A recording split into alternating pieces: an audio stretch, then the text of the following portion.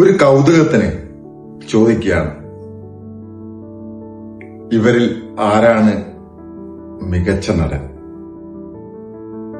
ഒരിക്കൽ ജോണി ലൂക്കോസ് നേരെ ചൊവ്വെ ഇന്റർവ്യൂവിനിടയിൽ വാനപ്രസ്ഥവും പിറവിയൊക്കെ ചെയ്ത മഹാനായ സംവിധായകൻ ഷാജിയൻ കരുണിനോട് ചോദിച്ചു. അദ്ദേഹം ഇങ്ങനെയാണ് പറഞ്ഞത്: ആകാര സൗഷ്ഠ്യം കൊണ്ടും ഫീച്ചേഴ്സ് കൊണ്ടും ഒക്കെ ഏത് കഥാപാത്രത്തെയും ഉൾക്കൊള്ളിക്കാൻ പറ്റുന്ന തരത്തിൽ മമ്മൂട്ടിയാണ്. എങ്കിലും മികച്ച ഒരു പൊടിക്ക് മുന്നിൽ മോഹൻലാലാണ് എന്ന്. പക്ഷേ ഈ ചോദ്യം വർഷങ്ങളായിട്ട് മലയാളികളുടെ മനസ്സിൽ, കുട്ടികളുടെ മനസ്സിൽ, ഓരോ വ്യക്തിത്വങ്ങളുടെയും മനസ്സിൽ ഉണ്ടായിരുന്നു.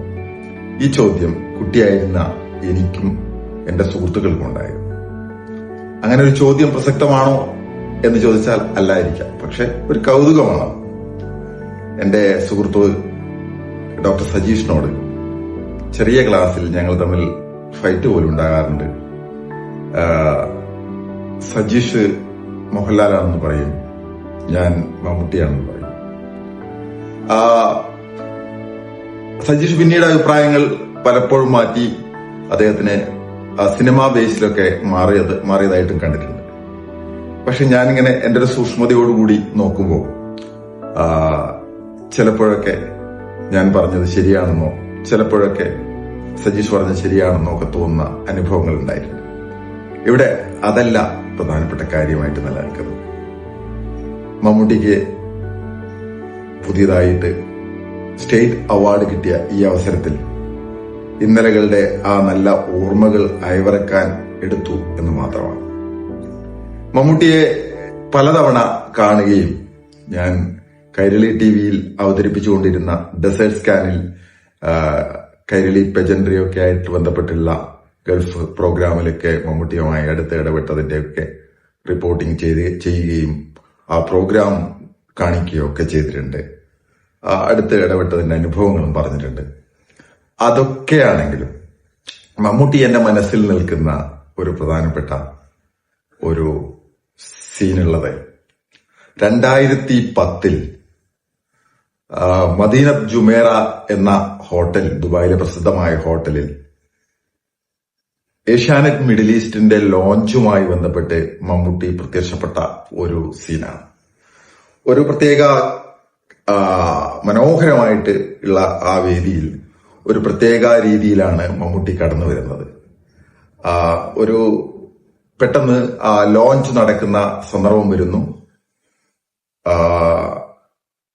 തൂണിലും തുരുമ്പിലും ദൈവമുണ്ട് എന്ന കോൺസെപ്റ്റ് പോലെ മമ്മൂട്ടി പെട്ടെന്ന് ഒരു മതിൽ പൊളിച്ച് പുറത്തേക്ക് വരുന്നു എന്നുള്ളതാണ് ആ സീൻ.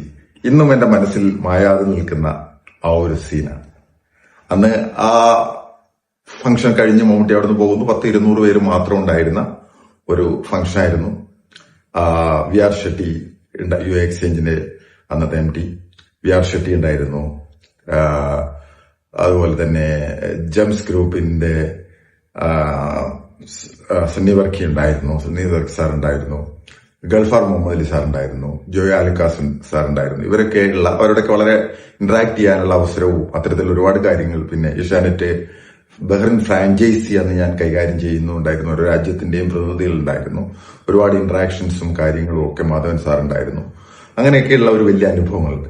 ഈ അനുഭവങ്ങളുടെയൊക്കെ അടുത്ത് ഈ ഒരു മഹത്തായ ചിത്രം എന്റെ മനസ്സിലേക്ക് കടന്നു വരികയും അങ്ങനെ ആ കടന്നു വരുന്നതിന്റെ, ഞാൻ ആദ്യം പറഞ്ഞതിലേക്ക് തന്നെ വീണ്ടും വരുമ്പോൾ, മമ്മൂട്ടി എന്ന് പറയുന്ന നടൻ മലയാള സിനിമയില് എനിക്ക് മമ്മൂട്ടിയുടെ അവാർഡുകൾ, പ്രത്യേകിച്ച് നാഷണൽ അവാർഡുകളൊക്കെ എന്നെ എപ്പോഴും കൗതുകം ഉണ്ടാക്കിയിട്ടുണ്ട്. 1990 അദ്ദേഹത്തിന് കിട്ടിയ നാഷണൽ അവാർഡ് അതൊന്ന് വടക്കൻ വീരഗാഥയ്ക്കും മതിലുകൾക്കുമായിരുന്നു. ആ രണ്ട് പടത്തിന്റെ രണ്ട് വ്യത്യസ്തമായ കഥാപാത്രങ്ങളിലൂടെ മമ്മൂട്ടി കടന്നു പോകുമ്പോൾ എന്നെ ഏറ്റവും ഇഷ്ടപ്പെടുത്തിയ അവാർഡ് 94 മമ്മൂട്ടിക്ക് കിട്ടിയ അവാർഡായിരുന്നു. അത് പൊന്തന്മാടയ്ക്കും വിധേയനുമായിരുന്നു. രണ്ട് എക്സ്ട്രീം. ഒന്ന് ടി വി ചന്ദ്രൻ ചെയ്ത പൊന്തന്മാട എന്ന സിനിമ ഒരു പൊയറ്റിക് ആയിട്ട് ഒഴുകി ഒഴുകി ഒഴുകി പോകുന്ന സിനിമയാകുമ്പോൾ അടൂർ ഗോപാലകൃഷ്ണൻ ചെയ്ത വിധേയൻ എന്ന് പറയുന്ന സിനിമ അത് തിയേറ്ററിക്കൽ ആയിട്ടുള്ള ഫ്രെയിം വർക്കുകളിലൂടെ പോകുന്ന സിനിമയായിരുന്നു. രണ്ട് സിനിമയിലും രണ്ട് വ്യത്യസ്തമായ കഥാപാത്രങ്ങളിലൂടെ എക്സ്ട്രീം ലെവലിൽ മമ്മൂട്ടി നിറഞ്ഞാടി പകർന്നാടുകയായിരുന്നു. അതിനുശേഷം ബാബാ സാഹേബ് അംബേദ്കർക്ക് 1999 വീണ്ടും കിട്ടുന്നുണ്ട്. അപ്പൊ അങ്ങനെയാണ് 3 തവണ നാഷണൽ അവാർഡ് കിട്ടിയത്. അപ്പോ ഇത്തരത്തിൽ ഈ പകർന്നാടുന്ന നിറഞ്ഞാടി പകർന്നാടുന്ന മമ്മൂട്ടി വർഷങ്ങളായിട്ട് ഒരു ചോദ്യമായിട്ട് എന്റെ മനസ്സിൽ നിൽക്കുകയും ഓരോ മലയാളിയുടെ മനസ്സിൽ നിൽക്കുകയും ഓരോ ഇന്ത്യക്കാരന്റെ മനസ്സിൽ നിൽക്കുകയോ ഒക്കെ ചെയ്യുന്ന ഒരു ചോദ്യമായി നിലനിർത്തുമ്പോൾ തീർച്ചയായിട്ടും നിരന്തരമായിട്ട് അദ്ദേഹം അപ്ഡേറ്റ് ചെയ്യുന്ന ഒരു വ്യക്തിയാണ് എന്നുള്ളതാണ്. മമ്മൂട്ടിയിൽ നിന്ന് ഞാൻ പഠിച്ചത് നിരന്തരമായിട്ട് അദ്ദേഹം അപ്ഡേറ്റ് ചെയ്തുകൊണ്ടിരിക്കുന്നു എന്നുള്ളതാണ്. നിരന്തരമായിട്ട് അദ്ദേഹത്തിനെ പുതുക്കിക്കൊണ്ടിരിക്കുന്നു എന്നുള്ളതാണ്. ആ പുതുക്കിക്കൊണ്ടിരിക്കുന്ന ഒരു മനുഷ്യൻ, അതാണ് എനിക്ക് മമ്മൂട്ടിയെ ഏറ്റവും ഗുണമേന്മയുള്ള അദ്ദേഹത്തിൽ നിന്ന് ഞാൻ എടുത്തിട്ടുള്ള പ്രധാനപ്പെട്ട കാര്യം. കരിമ്പും പൂവിലക്കരയിൽ നിന്നും മമ്മൂട്ടി അവസാനത്തെ സിനിമ കാണുമ്പോൾ ഉണ്ടാകുന്ന ഒരു മാറ്റമുണ്ടല്ലോ, എന്റെ ഒരു ഉദാഹരണം മാത്രമാണ്. അത്തരത്തിലുള്ള മാറ്റങ്ങൾ കാണുമ്പോൾ തീർച്ചയായിട്ടും അദ്ദേഹത്തിന്റെ സിനിമകൾ ഇനിയും നമ്മൾ കാത്തിരിക്കുന്നു. ക്യാരക്ടർ റോളുകൾ അടക്കമുള്ള സിനിമകൾ കാത്തിരിക്കുന്നു എന്നുള്ളതൊക്കെ പുതുമ തന്നെയാണ്. തീർച്ചയായിട്ടും മലയാള സിനിമ നമ്മുടെ ഉള്ളിലേക്ക് ഒരു വലിയ ശരികൾ സൃഷ്ടിച്ചുകൊണ്ടാണ് കടന്നു വരുന്നത് അദ്ദേഹം. ആ വലിയ ശരികൾക്ക് തീർച്ചയായിട്ടും നമ്മൾ കാതോർത്തിരിക്കുന്നു എന്ന് പറഞ്ഞുകൊണ്ട് നിർത്തുന്നു. സന്തോഷം. നന്ദി.